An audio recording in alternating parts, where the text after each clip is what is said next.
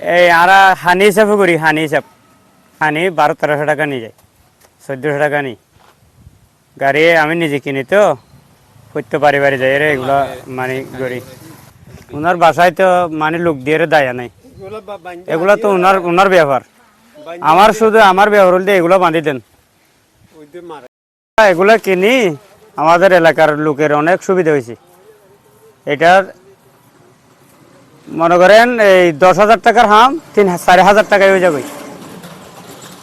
এক সুবিধা, 4 জন বা 5 জন লোক লাগে।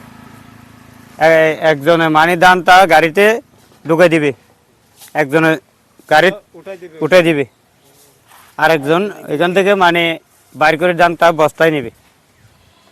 কাছের দূর আমাদের এই কার্ড আছে, মোবাইলের নম্বর আছে, বাড়িয়ে বাড়িয়ে নাম্বার দেওয়া দিয়ে আগে বাড়ি বাড়ি আগের নাম্বার দিয়ে দিলে তো ওনার যে সময় দরকার এ সময় আমার থাকে।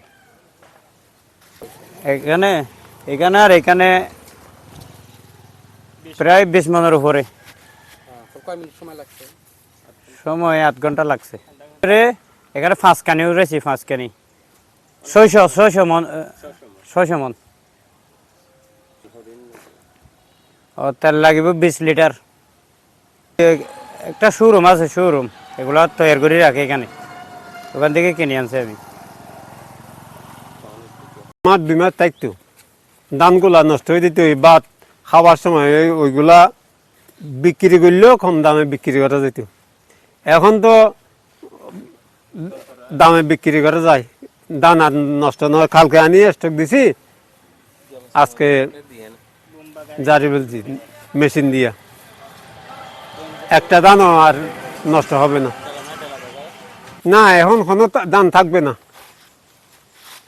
আর খেরোরে এমন ভাবে ছাবে ওইখানে, ওই তো ওই যেইগুলা আছে এইগুলা ওই খেরে একটা কিছু রাখতে নয়, উড়াইতে হয় কিন্তু আগের মতো নয়, কম।